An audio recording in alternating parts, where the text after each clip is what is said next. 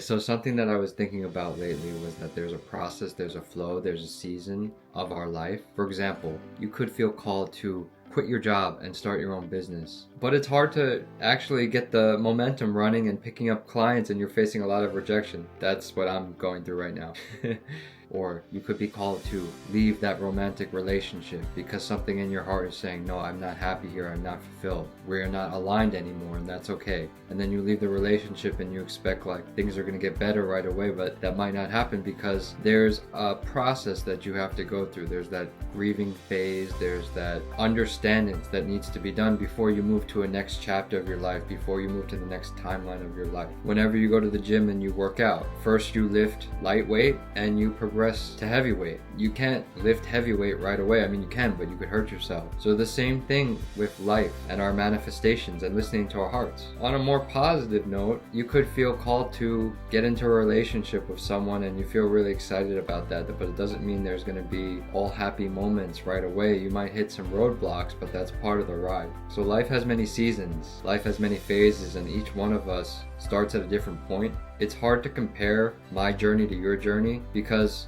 quite frankly, someone always has it harder than we do, and there's always something to be grateful for. But if you always compare your pain, your suffering to other people, you'll never give yourself the understandings, the pat on the back to say, hey Michael, good job, you went through some crap, but I'm proud of you for getting through that. But in effect, you could better empathize with other people who are going through similar situations right now and help them. That you can't really tell them what to do, but you can help them so they are better guided on their own path, not telling them what to do. There's a distinction. In society, we like to say you must do X, Y, Z. No, there's many paths, there's many timelines. I see it more like that. So life has seasons, and sometimes you have to put in the work and use that energy to get the momentum going, and you're not getting any results, Maybe that's actually part of the journey. Maybe you have to go through that phase in order to learn the lessons, in order to learn the self-restraint, to be able to handle the manifestations when they actually come in. Sometimes you need to use that Knight of Swords energy, that fast-moving energy.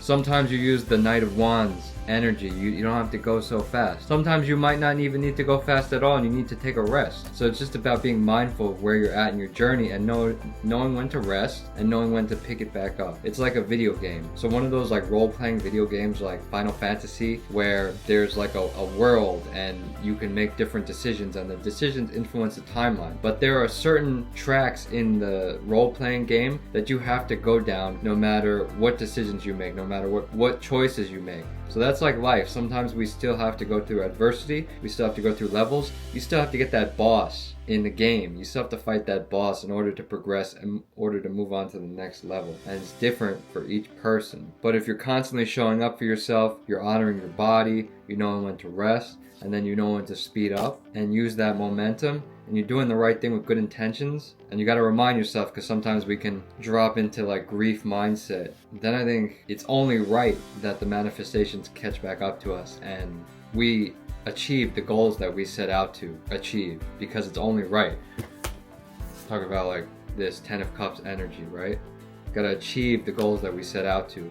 But it's not so much about achieving the goals, it's about the process of achieving the goals and the understandings that we have and the development that we have as we achieve the goal. The destination is always there, but who is Michael becoming during the process of achieving XYZ goal? It's just a goal, it doesn't really mean anything. Anything could be good, anything could be bad.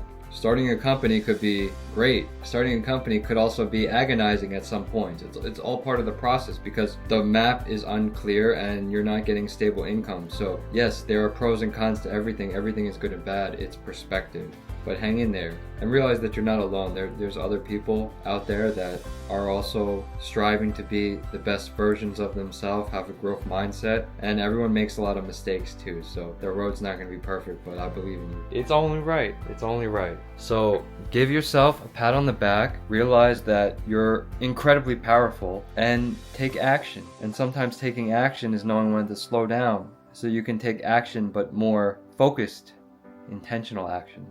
One punch, you feel it, rather than just like it's like it doesn't have to be so hard necessarily, but if it's intentional and it's in the right point on your body, I'm gonna feel it. Okay, so boxing example, be intentional. It's only right.